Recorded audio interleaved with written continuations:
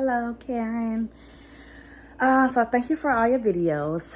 Piggybacking off of a couple of things that you said earlier in your video. First thing first I want to address is about Kane's sitting. I know you mentioned that it's probably a premature concern of yours about his sitting, and maybe that they was in something that was too small for them.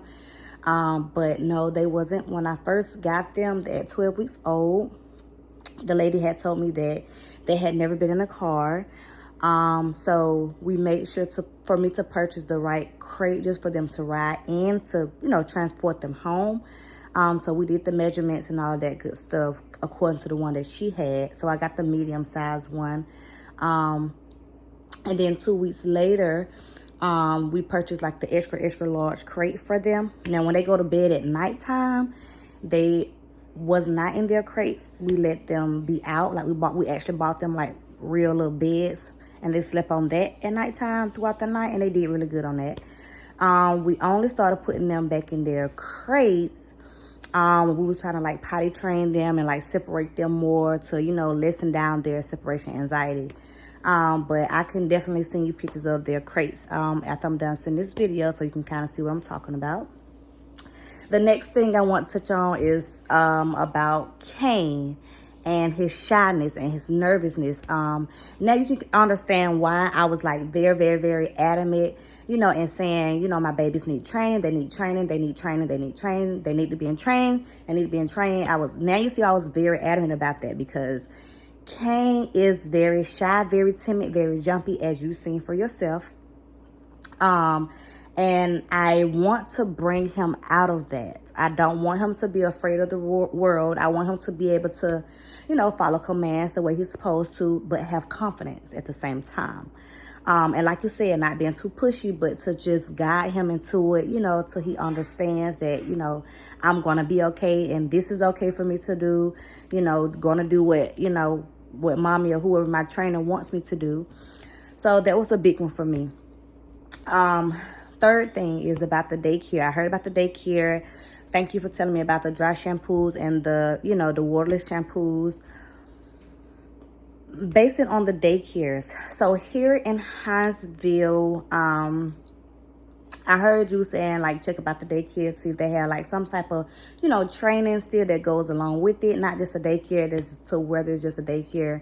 They just play all day and, get a nap, try to see if there's other enrichment things for them in the daycare. The downside with that is that for these daycares down here, it's really not. It's really not.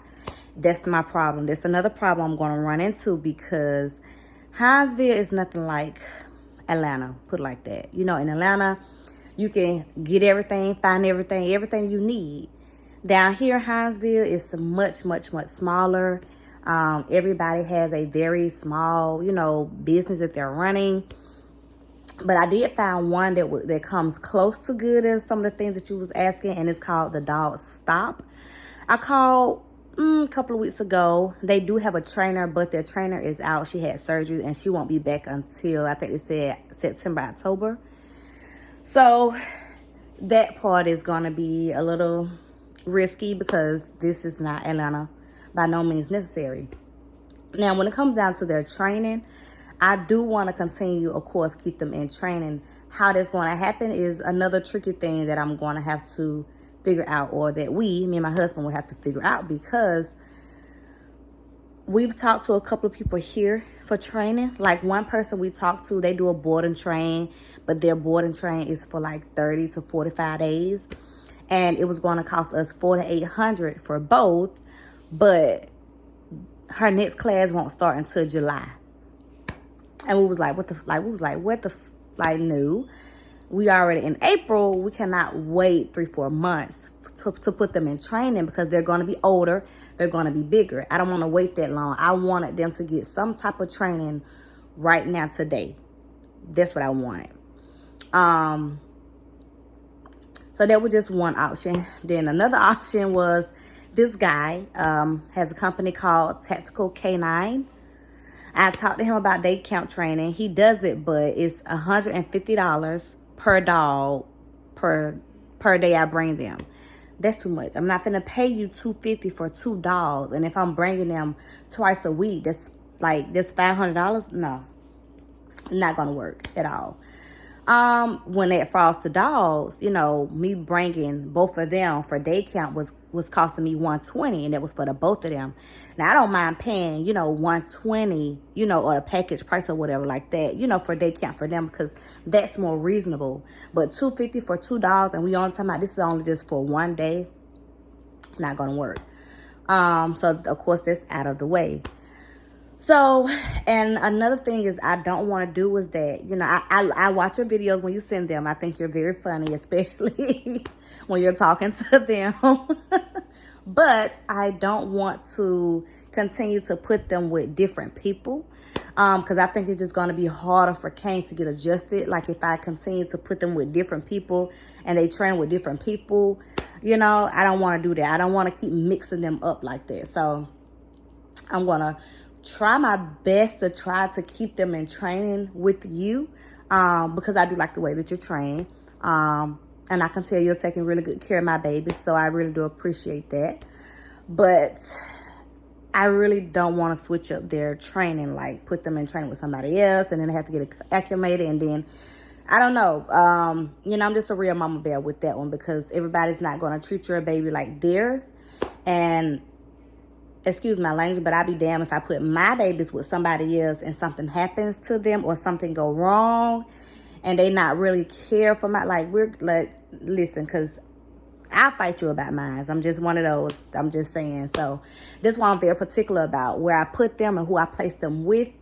And if I can't figure it out at the time, I don't send them nowhere. I just keep them with me. I'm like, you know, until I can figure it out. I'm not just going to throw them on anybody. I'm not doing that. But like I said, I do like the way you teach and your style, and I do trust you. But we're going to have to figure that out, because I know especially for Kane, he's going to need more training. But how we can get that done is, I guess we would have to keep doing some boarding trains. But then those can become very expensive as well. So if I don't want to do the boarding trains, and I'm not up there every day to do the day counts, you know, for them to do the day counts with foster dogs, then I don't really know what other ways they would be able to get that training that they need, honestly. So just those are, you know, some key things to wrap up with. But yes, I always knew that Kane was very, very, very shy, very timid, very jumpy. And I have always been trying to find something to do with him to bring him out of that jumpiness or out of that. So that's why I really, really, really need to keep them in training. As you can see how bad, well, I won't say bad. I won't say bad because they're not bad puppies, but to bring them out of, whatever it is they need to be brought out of and taught. You can tell how much I need to keep them in training and how essential training is going to be, especially for Kane. So, and then on top of that, another thing that we're juggling is me trying to give them and put them in as much training as I can before we PCS, like move somewhere else.